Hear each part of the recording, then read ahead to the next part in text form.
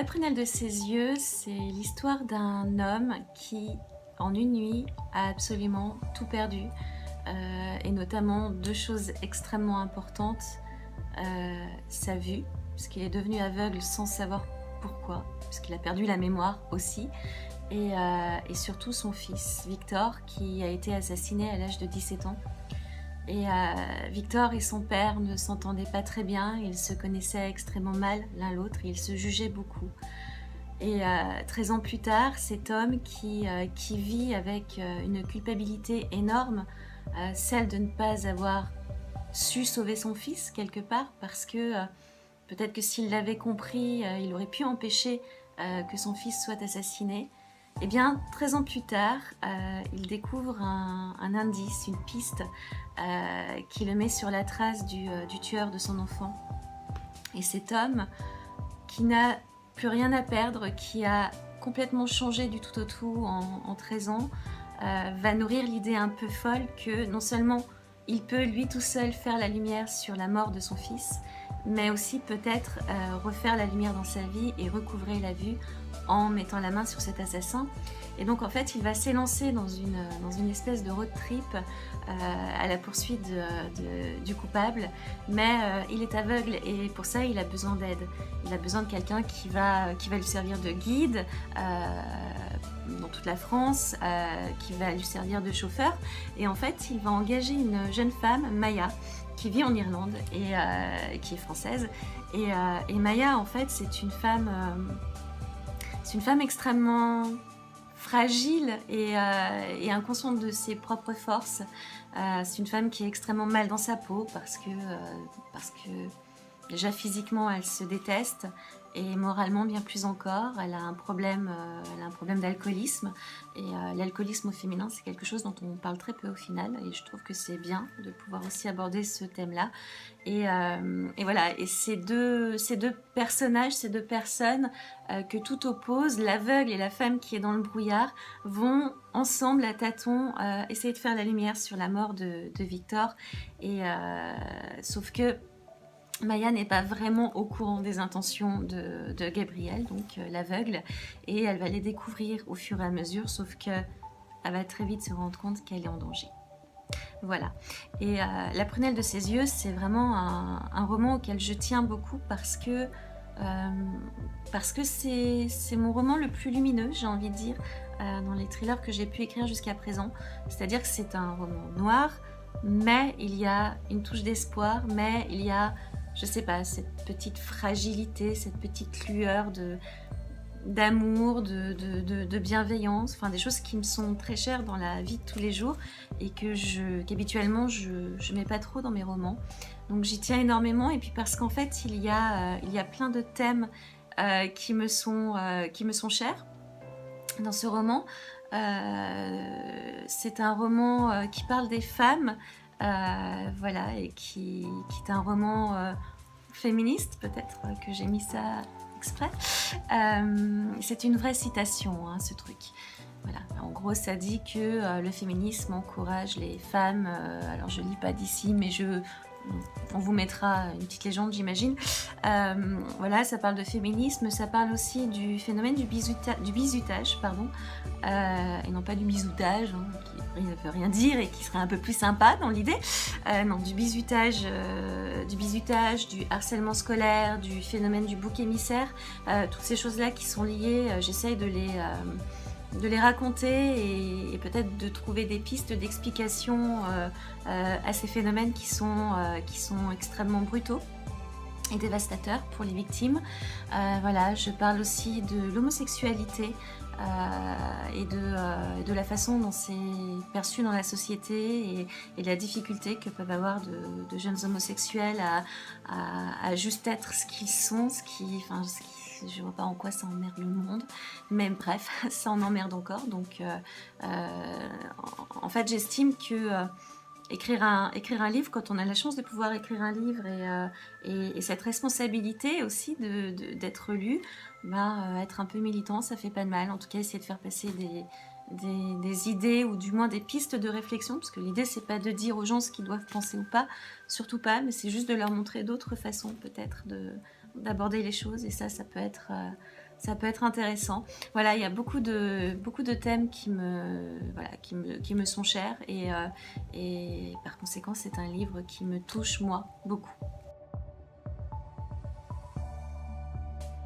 Pour quelles raisons j'écris? Eh bien, je pense que c'est parce que j'adore m'évader dans un monde parallèle, dans un autre monde.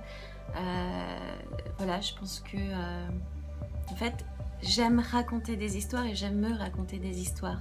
Quand j'étais petite fille, je m'endormais systématiquement en m'évadant dans une histoire que j'inventais. Voilà, j'avais une enfance qui était pas terrible sous certains aspects et je sais pas, ouais, me raconter ces histoires avant de m'endormir, ça me permettait de prétendre que j'étais quelqu'un d'autre et que je vivais plein d'aventures. Et j'ai jamais perdu en fait cette chose-là, c'est-à-dire qu'aujourd'hui encore, à mon grand âge, je me raconte des histoires parfois avant de m'endormir et en fait j'ai une espèce de passion voilà, pour cette espèce de zone imaginaire, de flou dans lequel on peut se projeter et être qui on veut et vivre ce qu'on veut sans se mettre véritablement en danger.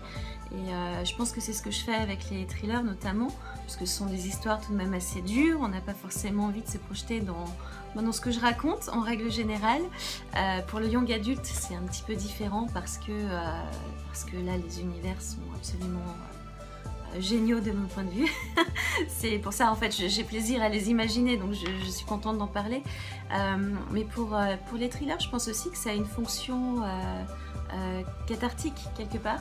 C'est-à-dire que on peut se faire du bien, on peut se faire peur, on peut se projeter à la place de personnes qui vivent des choses extraordinaires, se demander ce qu'on ferait à leur place, bien confortablement installé dans son canapé, dans sa baignoire, dans son lit, voilà, peu importe.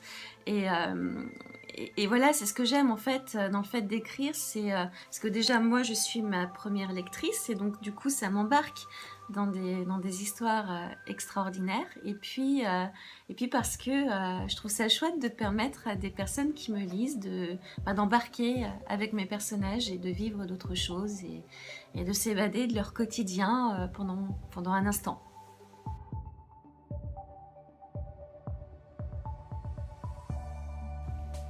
Comment je fais pour accélérer le palpitant de mes lecteurs? Déjà, quand ça marche, je suis ravie. Il n'y a pas plus beau compliment pour moi qu'un lecteur qui va me dire qu'il a passé des nuits blanches à cause de moi ou qu'il était dégoûté en lisant certaines pages ou qu'une semaine plus tard, il était encore hanté par les personnages. Alors comment je fais? Je sais pas. En tout cas, quand on me dit que c'est le cas, je suis juste déjà super flattée, très contente. Après, je pars du principe que si j'ai du plaisir à l'écrire, en bout de course, quelqu'un aura du plaisir à le lire et à contrario, si je m'ennuie moi-même, je vois pas comment je pourrais maintenir les autres en haleine. Donc la première question que je me pose, c'est est-ce que ça me plaît à moi? Est-ce que ça m'accélère le palpitant? Est-ce que ça me fait pleurer? Et alors quand je pleure en écrivant une scène, je suis super contente en fait, je suis juste super maso, je pense. Mais ça veut dire que pareil, peut-être que je vais faire pleurer des gens. Et ça c'est chouette parce qu'un livre, encore une fois, c'est un formidable vecteur pour ressentir des émotions et voilà, donc je commence par ressentir des émotions et parfois ça se transmet et c'est la part de magie de l'écriture. Alors est-ce que j'ai une structure pour mes romans? Alors oui, il y a toujours une structure extrêmement travaillée et poussée, c'est pas systématiquement la même parce que dans le thriller, il y a plusieurs types de structures possibles, plusieurs façons d'aborder l'intrigue et les personnages. Et en fait, en fonction vraiment de l'histoire qu'on veut raconter, ça va être plus ou moins telle ou telle structure qui va être la meilleure pour bien raconter cette histoire. Alors après, effectivement, il y a de la technique quand on écrit des romans. Après, ce qui est bien, c'est de bien connaître la technique pour être aussi capable de s'en éloigner et de se surprendre soi-même, et peut-être aussi parfois de tester de nouvelles choses, de nouvelles structures, ce que je suis d'ailleurs en train de faire en ce moment. Et voilà. En revanche, ce qui est toujours extrêmement important pour moi, c'est de connaître la fin. Peu importe comment sera montée mon histoire, il faut que je sache où je vais, que la fin me paraisse bonne en fait, que vraiment elle me cueille, qu'elle ait vraiment quelque chose, parce que aussi parfois, donc on sait d'où on part, on sait où on arrive, et parfois on va dans un sens, on va du début vers la fin, et parfois on peut aussi remonter de la fin vers le milieu, vers le début quand on écrit, parce que il y a des étapes dans un thriller, des étapes quasiment obligatoires, et pour ça il faut savoir où l'on va et quelles sont les marches principales pour y aller. Donc voilà, mais sinon vraiment la structure que je choisis va vraiment différer d'un roman à l'autre. De toute façon, j'essaie d'écrire des romans différents aussi, pour pas m'ennuyer moi-même, pour pas finir par faire du Ingrid Déjot systématiquement et voilà, et tomber dans une espèce de facilité qui serait pas très intéressante de mon point de vue, ni intellectuellement, ni émotionnellement. Voilà ce que je peux en dire.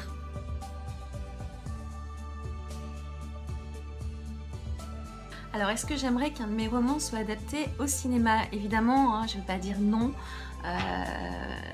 Voilà, quel réalisateur, je sais pas, j'ai pas d'idée comme ça en particulier.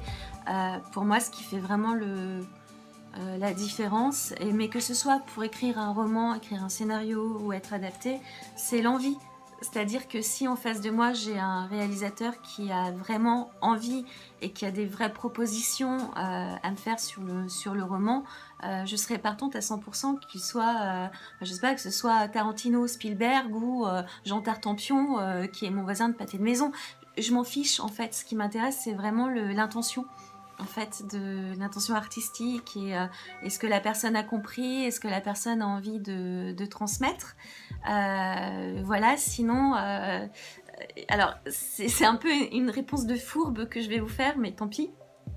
En fait, le roman que j'aimerais voir adapté absolument, c'est celui que... En fait, je suis en train d'en écrire plusieurs actuellement. Il y en a un dans le lot qui me touche particulièrement et qui, je pense, ferait un très joli film.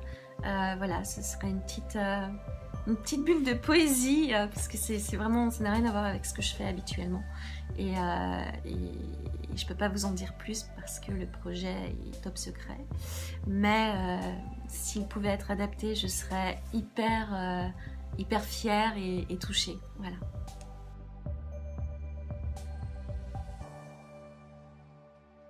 Alors, est-ce que j'écoute de la musique quand j'écris? Non, malheureux, jamais de la vie. Alors, je peux écouter de la musique avant, c'est même en général quelque chose qui va me mettre en condition et j'adore ça. Je peux moi-même essayer de jouer de la musique avant, hein, tant pis pour les voisins, et puis de chanter aussi, et tant pis pour les voisins. Mais alors pendant, je suis une espèce de tyran, voilà, quelqu'un qui respire un peu fort à côté de moi, je vais le taper quoi. Je supporte pas le moindre bruit quand je bosse parce que vraiment ça me, je sais pas, ça me sort de ma transe quelque part, ça me déconcentre et vraiment je peux devenir très agressive. Et mon problème c'est que une de mes voisines est une super chanteuse. Elle est chanteuse lyrique, chanteuse de comédie musicale, prof de chant. Et c'est une catastrophe parce qu'elle répète parfois chez elle et que parfois elle fait venir des élèves et que nous sommes dans un très vieil immeuble et que j'entends tout. Donc dans ces cas-là, je travaille avec des bouchons d'oreilles et un casque de chantier par-dessus. Voilà, ce qui n'est pas très confortable. Et voilà, et donc appel au don, hein, si quelqu'un veut se dévouer pour m'offrir un casque anti-bruit, vous savez, les trucs super perfectionnés, électroniques, qui neutralisent le son, voilà, je vous serai reconnaissante à vie. Parce que c'est très cher et pour l'instant je peux pas. Voilà, et sinon pour la petite histoire aussi, je me méfie quand même beaucoup de ce que je vais écouter avant d'écrire, parce que j'ai un énorme problème d'hypermnésie auditive, et ce qui fait que et d'hypermnésie et de j'ai envie de dire, et de troubles obsessionnels compulsifs avec la musique, c'est-à-dire que je vais être complètement possédée parfois par des morceaux et j'arrive pas à m'en débarrasser, ça tourne en boucle et c'est une souffrance pour moi. Ça peut paraître drôle parce que tout le monde connaît le principe du verre d'oreille où voilà, on a une chanson en boucle, mais chez moi c'est la boucle prend des proportions absolument immondes, insupportables, terrassantes, et vraiment je n'arrive pas à me débarrasser de ça. Je suis en souffrance et je suis dans une espèce de... Ouais, c'est une espèce de compulsion à avoir ce truc là dans la tête, à le chanter et avoir les paroles qui montent. En général c'est juste un tout petit morceau, une toute petite boucle, et c'est à l'infini, comme ça, comme ça, comme ça, et écrire dans ces conditions là ce serait pas possible. Donc on va dire que j'évite plutôt ce genre de situation.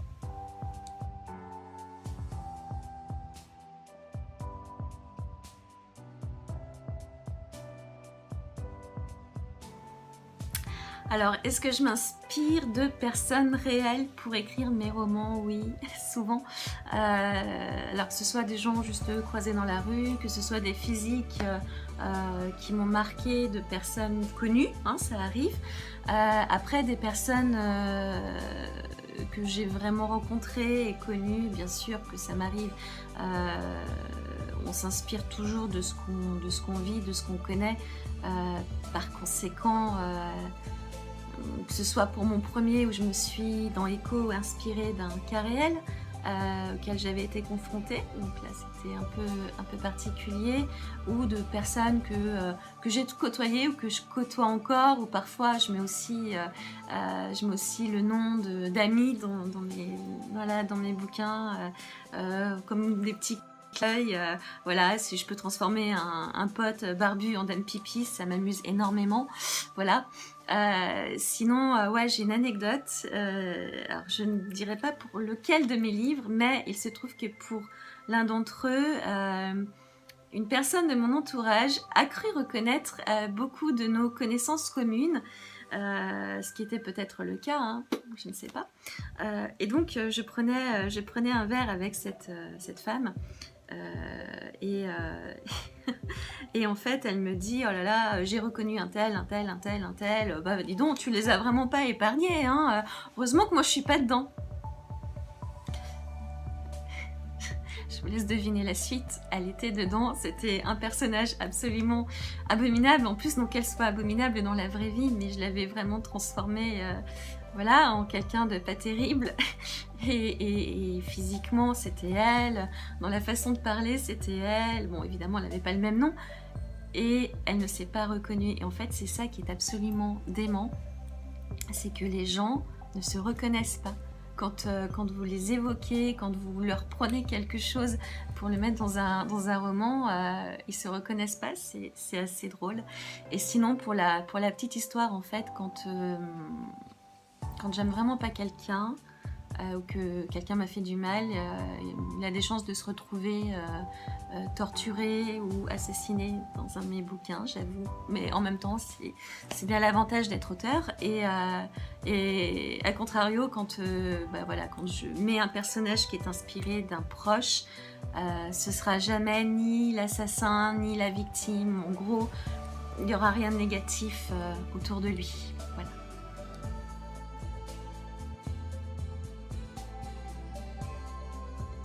Le roman que j'aurais bien aimé écrire, la Bible et les autres textes religieux, parce que quand on voit l'influence qu'a la religion sur l'état du monde passé, présent et hélas à venir, quand on voit les horreurs qui découlent de ces textes qui ont été rédigés par des des hommes, hein, des humains, je veux dire par là, je me dis que finalement, moi j'aurais écrit une autre version qui, je crois, n'aurait en tout cas pas été pire et n'aurait pas conduit à toutes les horreurs qui ont été et qui sont encore perpétrées pour des questions de religion, de bienséance, voilà, de sentiment de supériorité des uns sur les autres. Voilà.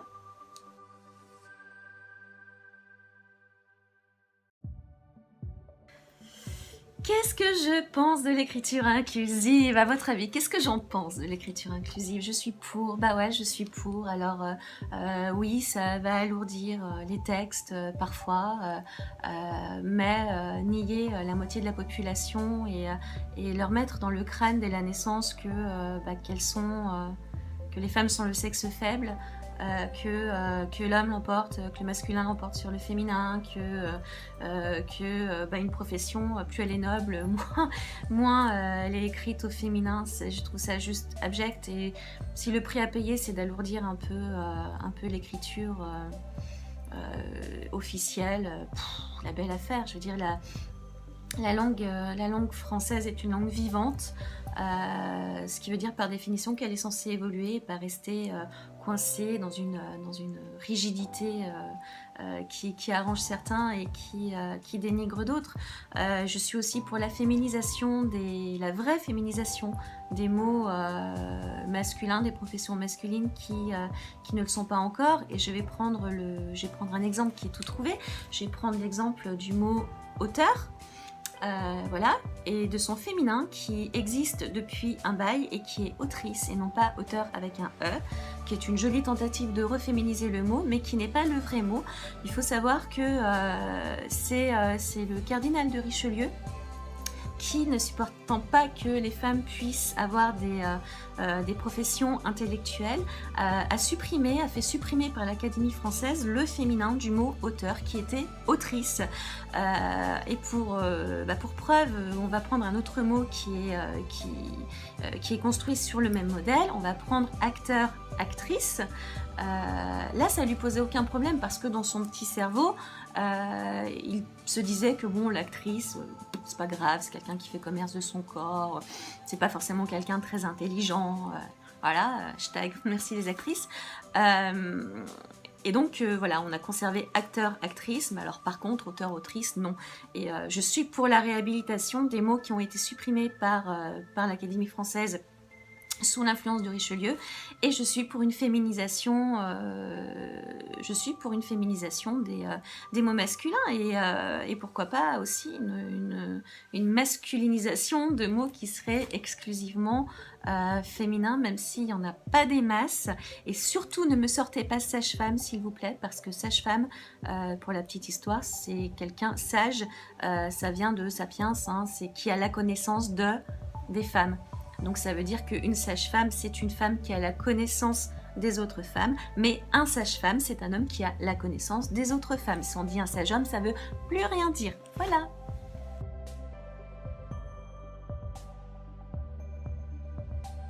Quelles sont les choses à améliorer dans le monde de l'édition?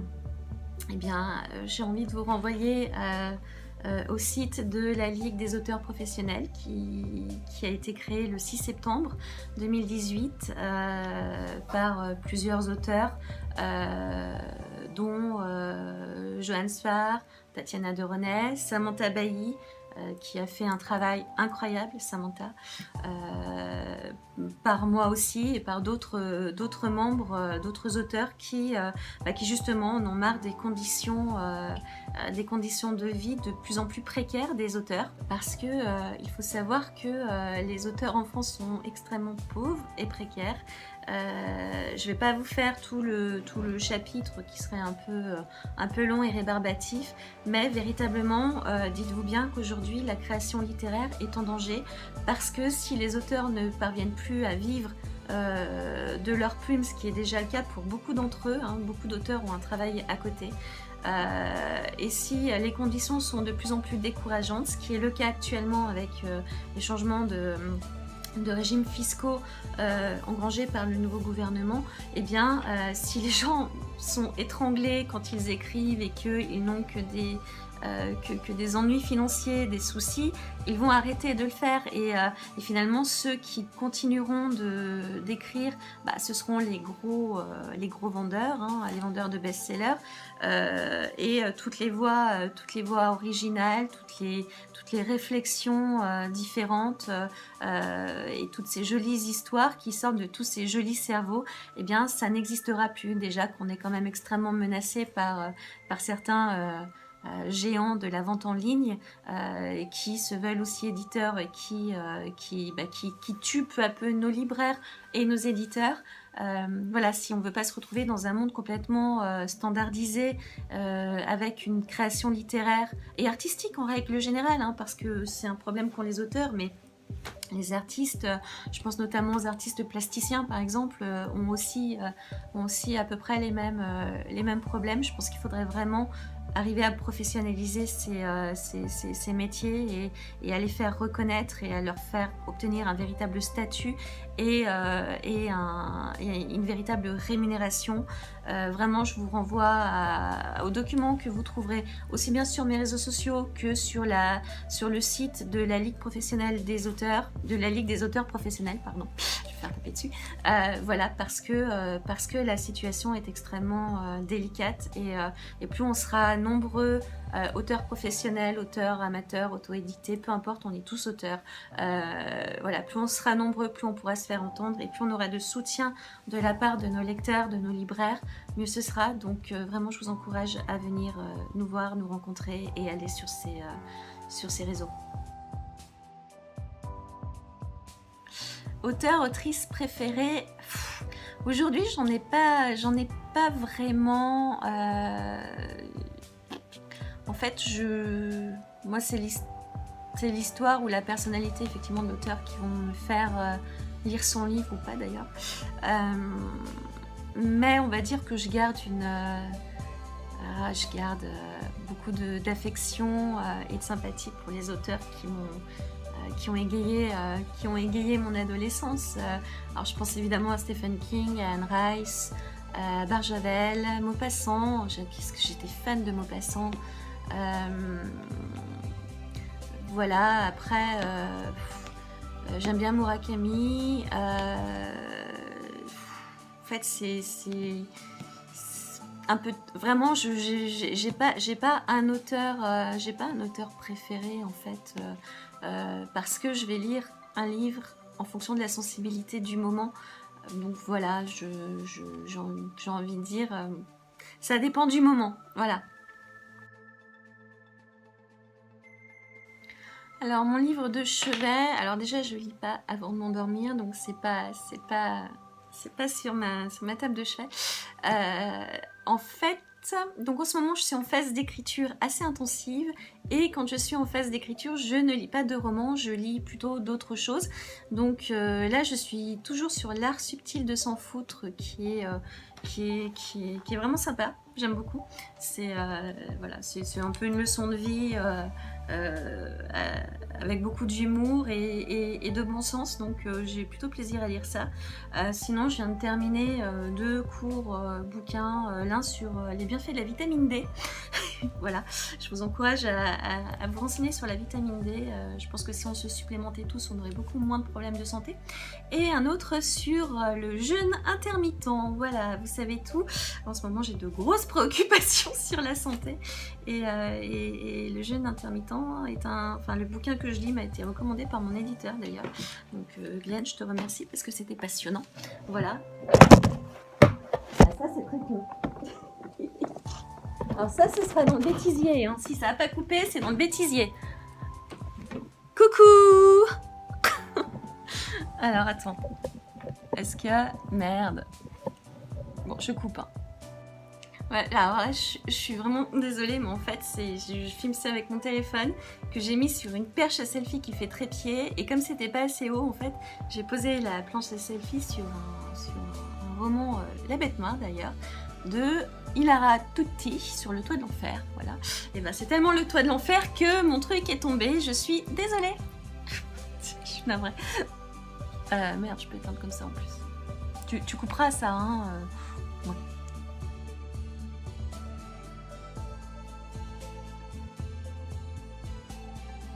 Alors, est-ce que je fais du repérage? Oui, oui. Et puis ça, c'est la partie géniale. D'ailleurs, je me dis que je devrais beaucoup plus écrire de romans qui se passent dans des endroits que je juge paradisiaques. Voilà.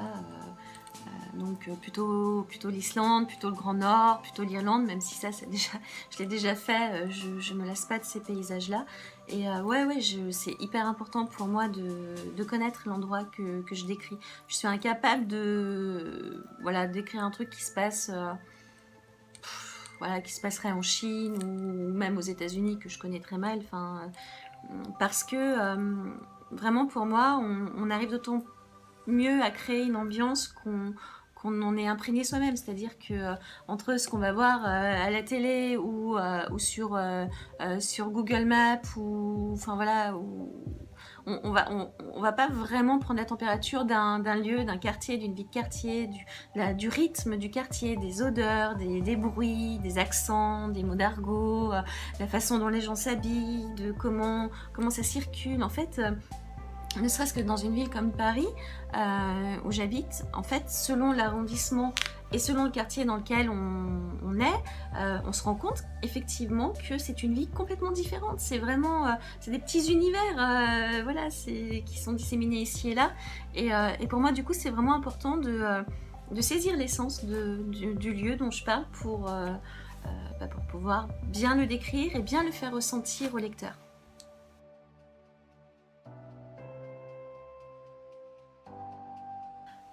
Est-ce qu'il existe une sous-littérature? Ça, c'est hardcore hein, comme question. Je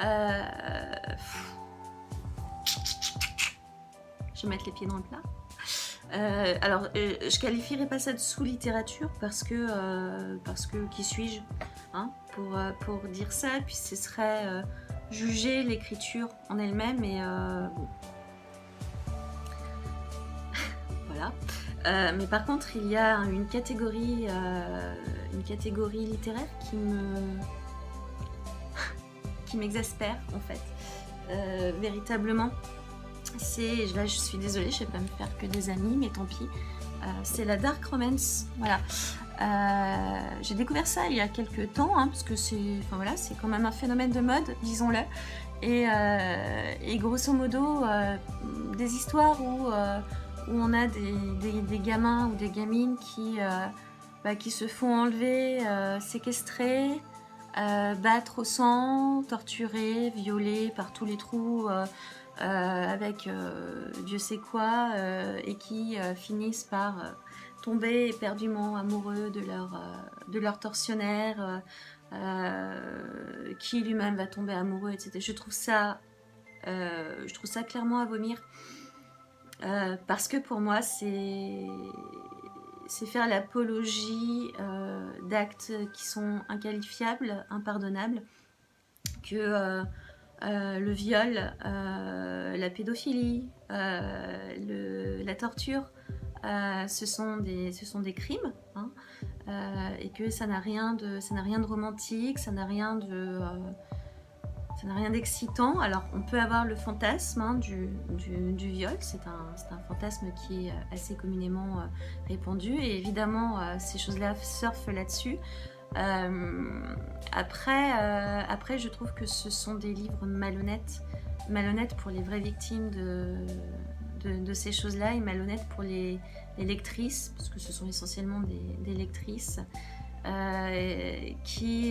Parce que ça peut aussi peut-être modifier leur façon de concevoir la violence faite au corps des femmes, la violence de l'homme, ça lui apporte une espèce de légitimité qui est complètement aberrante.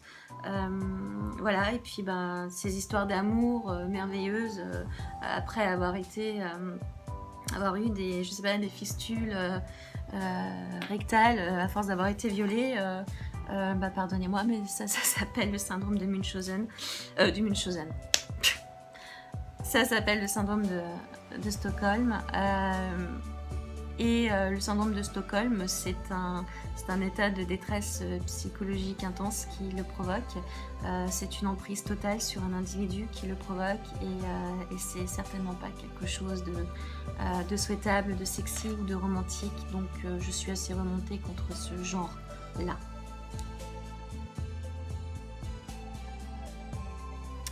Quelles sont mes influences littéraires? Elles sont tellement variées que c'est compliqué d'en sélectionner. Je dirais pour le thriller peut-être Thierry Jonquet, qui est quand même un maître en la matière. Barjavel aussi, certainement, je l'ai tellement lu qu'il m'a forcément influencé. Stephen King aussi, George Orwell. Je dirais que chaque lecture apporte une influence supplémentaire et du coup ça commence à faire un sacré patchwork.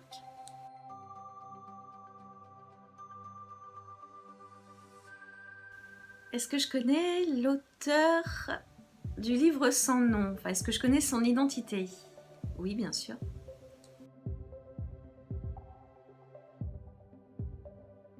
Pourquoi lire est important? Parce que ça permet d'exercer son esprit critique, parce que ça permet d'exercer son imagination, parce que lire un livre, on va parler du roman, lire un roman, ça permet d'ancrer en soi une histoire et de s'approprier, comment dire, je vais prendre un exemple, ce sera plus simple. En fait, on s'interroge beaucoup pardon, je fais n'importe quoi avec mes cheveux. On s'interroge beaucoup sur l'utilité des rêves, en fait. Est-ce que les rêves ont une signification? Est-ce qu'ils sont là pour nous mettre en garde, etc. Et en fait, là, en ce moment, l'explication la plus plausible, c'est qu'en fait, le cerveau rêve pour se mettre dans des situations et pour savoir y répondre plus rapidement quand elles se présenteront dans la réalité, pour donner une réponse appropriée. C'est aussi pour ça qu'on fait des cauchemars, c'est-à-dire que si je rêve, je sais pas, que je suis cambriolée,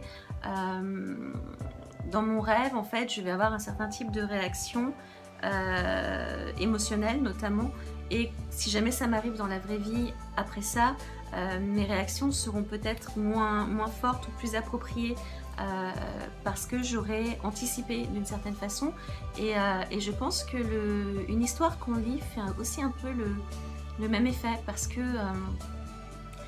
on peut se poser la question de qu'est-ce que j'aurais fait à la place du héros, voilà, comment réagiraient mes proches si telle ou telle chose arrivait. Donc je pense que c'est aussi une façon de se préparer à la vraie vie, de lire. Voilà. Et puis évidemment ça permet de se faire du bien tout simplement. Et c'est précieux du coup.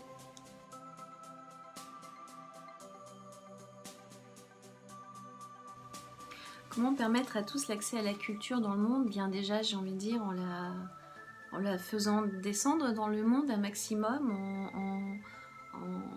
en n'en faisant pas quelque chose d'élitiste et de clivant, juste en montrant aux gens que peu importe qu'on soit né riche, qu'on soit né pauvre, qu'on ait fait des études poussées ou pas, on peut faire partie prenante de la culture et la promouvoir sous quelque forme que ce soit. Je pense que le pire ennemi de la culture, c'est l'élitisme. Voilà, donc je suis pour démocratisation partout dans le monde. Il faudrait que les musées soient tous gratuits. Il faudrait qu'il y ait des livres accessibles à tous les coins de rue. Il faudrait que les gens cessent d'être gênés de ne pas connaître, de ne pas savoir, de poser des questions aussi. Ce qui dans notre pays est un peu compliqué, hein, voilà. Voilà, je sais pas, c'est des pistes, mais après j'ai pas forcément les réponses et pourtant je pense vraiment que le monde serait un peu plus beau si tout le monde pouvait avoir accès à la culture. Voilà.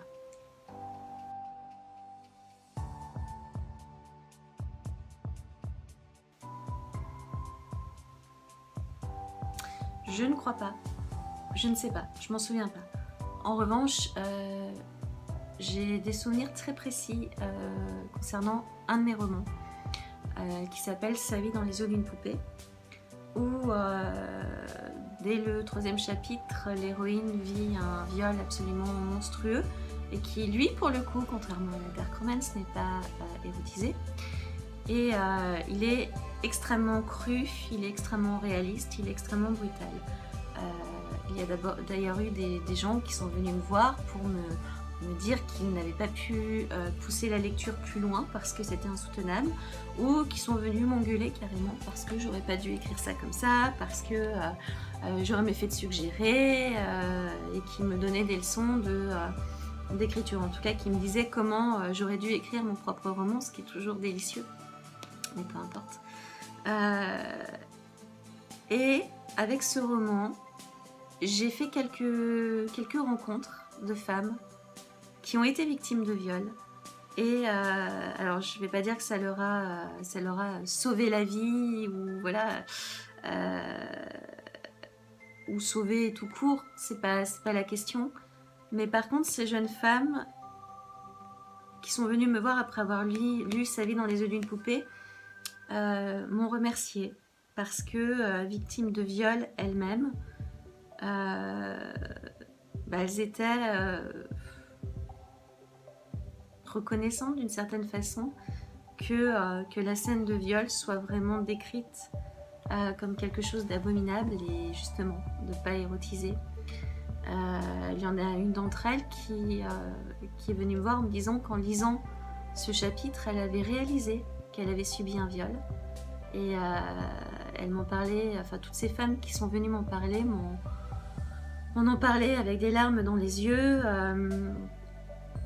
Voilà, alors ça les a pas sauvées, c'est pas du tout ce que je dis, mais en tout cas ça a reconnu quelque chose, ça a entériné quelque chose qu'elles ont traversé, et je crois que lire ça leur a fait du bien d'une certaine façon. Et c'est très dur, hein, pourtant voilà, j'aurais aimé que ce soit en écrivant un truc léger que j'ai fait du bien aux gens, mais parfois juste oser dire les choses telles qu'elles sont, ça a aussi la fonction d'un roman, je pense. C'est-à-dire arriver à mettre des mots sur des émotions, arriver à être suffisamment connecté à ses propres émotions et à celles des autres pour y mettre le mot juste, voilà, pour permettre aux gens de réaliser aussi, parfois lire un mot, le voir écrit, ça permet de mieux l'intégrer. Voilà, c'est ce qui s'est passé pour ce roman. Alors l'autrice que j'aimerais bien, à qui j'aimerais bien passer le relais pour cette interview qui est vraiment très bien. D'ailleurs, je tiens à te remercier, Kim, de m'avoir donné cette possibilité de parler comme ça librement. C'est top, quoi. Merci beaucoup et merci de ta patience parce que j'ai pas été très réactive, je suis désolée. C'est Marie Charelle, voilà. Marie Charelle, parce que c'est une amie déjà, hein, je vais pas vous mentir. Ça fait 10 ans qu'on se connaît, on s'est rencontrés chez Plomb. Notre premier éditeur à toutes les deux, on sortait notre premier roman, on s'est retrouvés à une soirée complètement paumés l'une et l'autre parce qu'on se sentait absolument pas légitime au milieu de tous ces auteurs, et on avait toutes les deux un verre de pinard à la main, ce qui rapproche toujours un peu, et puis voilà, on a commencé à papoter et ça a été le début d'une belle histoire d'amitié qui dure encore, et Marie est quelqu'un que j'estime énormément, déjà d'un point de vue humain, et puis aussi sur le plan de l'écriture, parce que c'est quelqu'un qui a une vraie démarche d'auteur, une vraie démarche intellectuelle, une vraie démarche d'honnêteté intellectuelle, et ça c'est très important. Elle a une progression voilà, tout en finesse, elle est tout en délicatesse. Enfin, c'est quelqu'un qui est sans concession par rapport à son écriture, et qui est une grande dame, et je suis sûre qu'elle aurait plein de trucs hyper intéressants à dire. Donc voilà, Marie Charelle.